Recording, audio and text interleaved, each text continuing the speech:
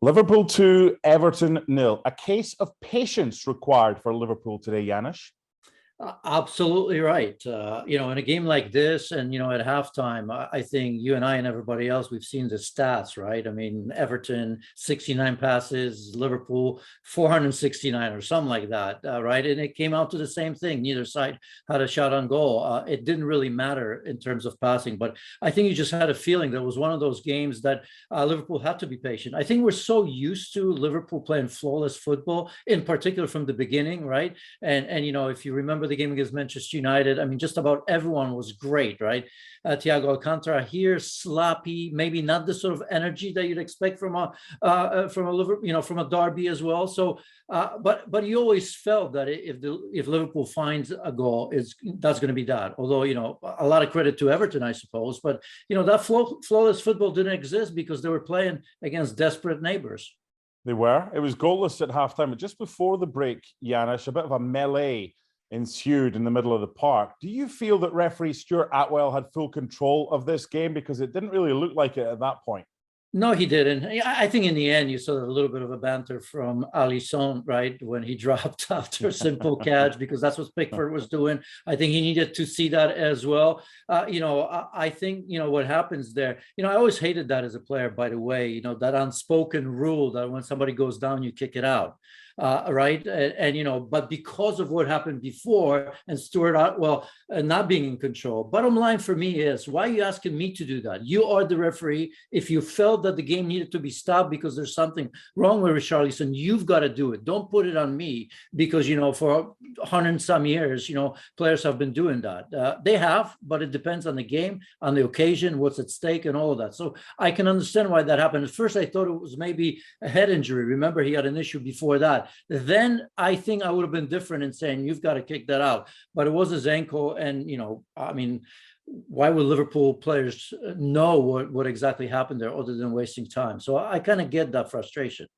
We don't know what was said at halftime, but if it was along the lines of Jurgen Klopp, okay, reset, just be patient, it'll come, believe in yourself, things like that. And it did after 62 minutes. And for so often, he's either been setting goals up or he's been scoring goals. Trent Alexander-Arnold. This time, it was the opposite fullback, Andrew Robertson, that got on the end of a delicious little chipped cross from Mohamed Salah. How impressed have you been with Andrew Robertson's consistency right now? Because there was a spell when he was coming back from injury, he didn't have the same consistency, understandably so. And now he's adding goals to his game. He has, but I actually thought today, and he benefits from that, or he has in the past, but today I thought, when I looked at the lineup, and, it just goes to show how quickly and how important Luis Diaz is to this team, right? Because when I saw the starting lineup, not so much the lineup, but the way Jota was coming inside from the left-hand side, on one hand, you say, well, that gives Robertson opportunity to go forward.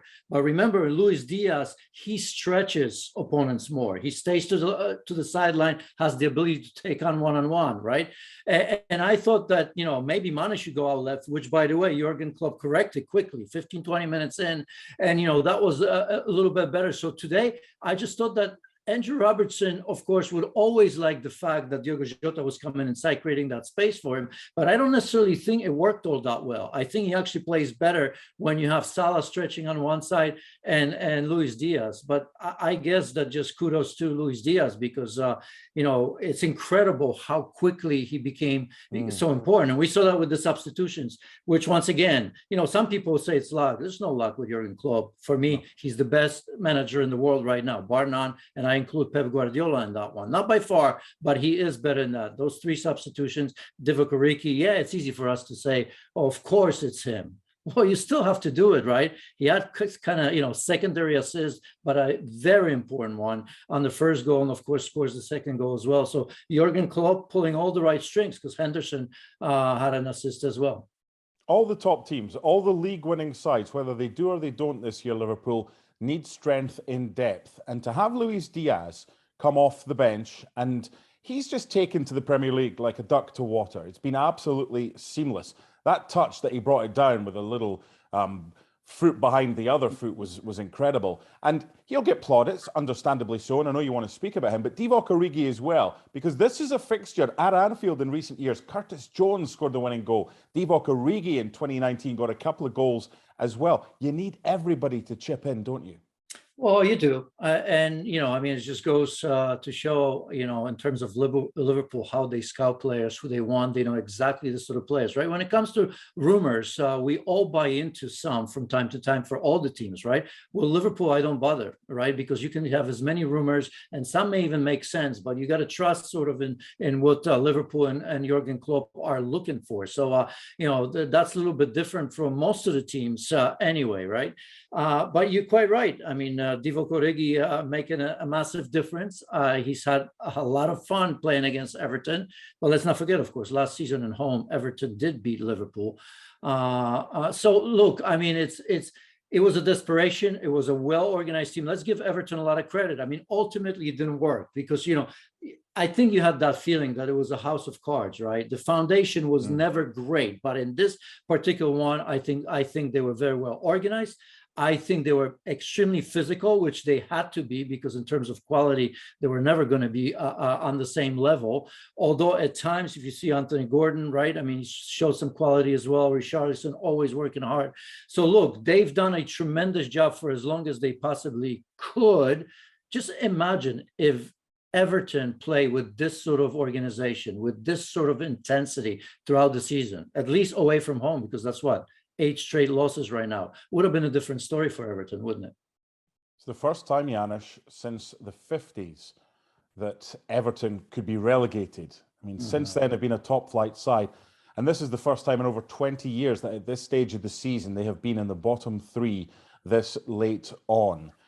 You saw enough today, battling-wise, to suggest, okay, there's still fight, they still care, but an end product is still missing. How big a concern is that with Burnley getting the win earlier in the day? Right. Well, what I liked about this is obviously they lost, but there's enough of that, and enough in that performance. And I worried with Burnley winning and Everton starting the game already in the relegation, the bottom 3 right now. I thought psychologically that may just be enough for them to fold early on. They didn't, and they didn't throughout the game, because you remember at 1-0, there was a moment where Liverpool had 2 or 3 other chances right away. They didn't take them, and then I was thinking to myself, there's nothing, I don't think Everton will have anything to offer, but they did, if you remember, come a close couple of times. They're good on the break, as I've mentioned, with Anthony Gordon as well. So I think there is enough in there, right? I mean, you look at the table right now and say, well, the 2 points, but there's a game in hand. Certainly Everton's schedule is much, much tougher. I think they're home to Chelsea right now, away to Leicester. Burnley seem to have an easier schedule, but I still trust in Everton's quality a little bit more than Burnley. I mean, I can't imagine that Burnley is going to be going from game to game on this pace as they are right now. I think this is a team that is still going to get found out at least once or twice. The big question is, as you said, can Everton take advantage of that? However, as you know, having played the game for so long, momentum is a huge thing. I mean, Newcastle, after their win yesterday, went 9th, the run that they're on. Burnley now have got that confidence back. Everton don't have that. So it remains to be seen. But yeah, they put plenty into that one today, but they didn't get much out of it. I want to end with Liverpool. You're speaking about Everton and Burnley's schedule between now and the end of the season. Liverpool and Man City's schedule. You can look at that and say Man City have got the easier running. However, there's no point in second guessing what happens, because you get funky results at this stage of the season. Liverpool know what they have to do. Man City know what they have to do. You'd rather be in Man City's shoes right now. But because Liverpool have a harder run in, they've got Spurs at home and games like that, they're going to be focused for this. Plus, they've got the other games. So it's going to be some end to the season regardless for Liverpool, because their fans are enjoying this right now. Oh, absolutely. I mean, I think the bigger the game, the better. It's easier to concentrate, right? You stay on your feet. So I don't think that's an issue. But obviously, Manchester City will have to drop points.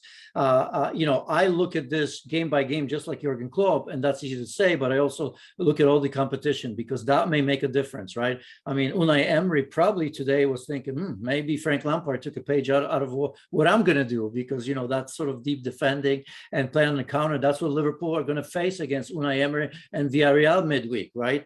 Manchester City will have those issues as well.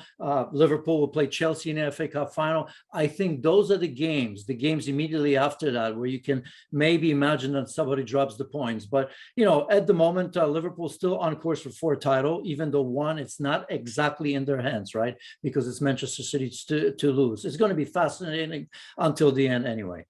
It's fascinating right now. There's only a point in it. And when you look back a couple of months, there were a lot more than that. Liverpool have done so well to get back into this title race. They needed a win today and they had to be patient, but they got it in the second half with goals from Andrew Robertson and Divock Origi as they take the Merseyside derby spoils by 2-0. Thanks so much for watching ESPN on YouTube. And for more sports highlights and analysis, be sure to download the ESPN app. And for premium content and live streaming, subscribe to ESPN Plus.